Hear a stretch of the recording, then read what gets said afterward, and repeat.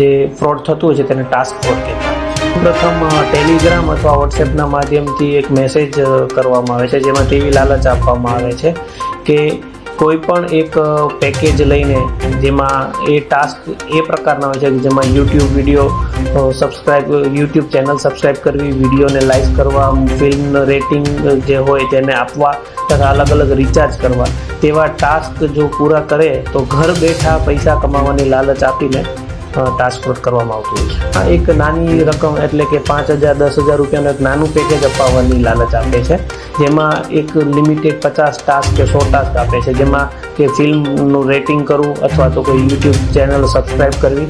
શરૂઆતમાં વિશ્વાસ સંપાદિત કરાવવા અને વધુ રોકાણ કરાવવાની લાલચના રૂપે તેઓને ટાસ્ક પૂર્ણ કરીને તેઓને પૈસા પણ નફાની સાથે પરત આપવામાં આવે છે। જ્યારે વ્યક્તિને વિશ્વાસ આવી જાય છે ત્યારે તે મોટું પેકેજની વાત કરે છે કે પ્રીમિયમ પેકેજ કે એક્ઝિક્યુટિવ પેકેજ, તેનું રોકાણ મોટું કરાવે 1.5 લાખ 2 લાખ 5 લાખ, અને ત્યારબાદ એ પેકેજ કરાવડાવીને ટાસ્ક પૂર્ણ કર્યા બાદ કોઈ પણ પૈસા પરત ન આપીને તે ફ્રોડ કરતા હોય છે।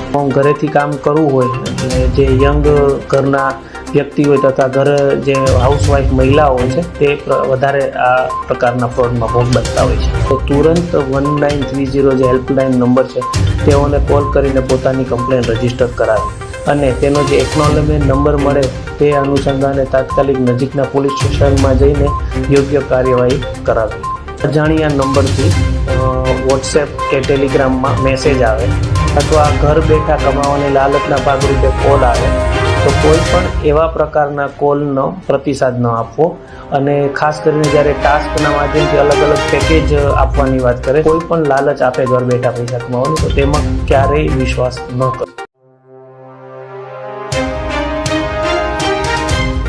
આ સુસાઇડ નોટની કોપી છે અને એ સુસાઇડ નોટમાં એમના પિતાશ્રીએ જેમની પાસેથી પૈસા લીધા અને જેમને નોકરીએ લગાડવા માટે પૈસા આપ્યા એ તમામ વિગતો એ આમાં આપેલી છે, અને જે પૈસાનો વહીવટ થયો એ પૈસાનો વહીવટ એ મોટાભાગે રોકડ એ કરવામાં આવ્યો છે।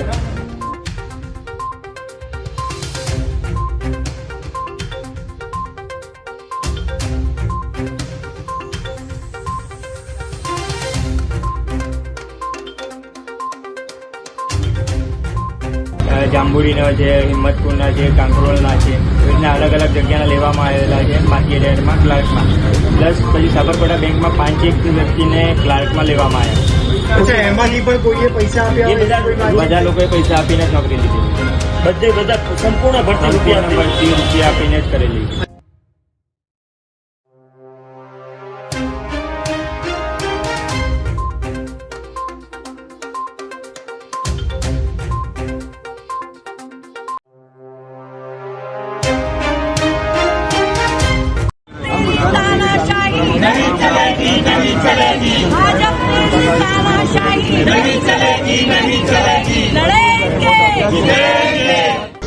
જે રીતે રાજસ્થાનની અંદર અને મધ્યપ્રદેશની અંદર બહેનોમાં 450 રૂપિયા ગેસનો સિલિન્ડર જો રાજસ્થાનની અંદર આપવામાં આવતો હોય અને મધ્યપ્રદેશની અંદર 3,000 રૂપિયા જો બહેનો માટેની વ્યવસ્થા કરી હોય તો ગુજરાતની જનતા છેલ્લા 27 વર્ષથી ખોબે ખોબા ભરી મત આપ્યા છે। આ ગુજરાતની જનતાનો વાંક શું છે? અને જ્યારે ગુજરાતની જનતા અવાજ ઉઠાવે છે ત્યારે એ લોકોને કંઈક ને કંઈક આ દબાવી દેવામાં આવે છે। ત્યારે આજ રોજ આમ આદમી પાર્ટી વડોદરા શહેર દ્વારા દરેક મહિલાઓને, ગુજરાતની તમામ મહિલાઓને 450 રૂપિયા સિલિન્ડર મળવો જોઈએ અને દરેકના ખાતામાં 3,000 રૂપિયા મળવા જોઈએ એવી માંગ સાથે આજે અમે ગાંધીનગર ગ્રુપ સાથે અમે વિરોધ પ્રદર્શન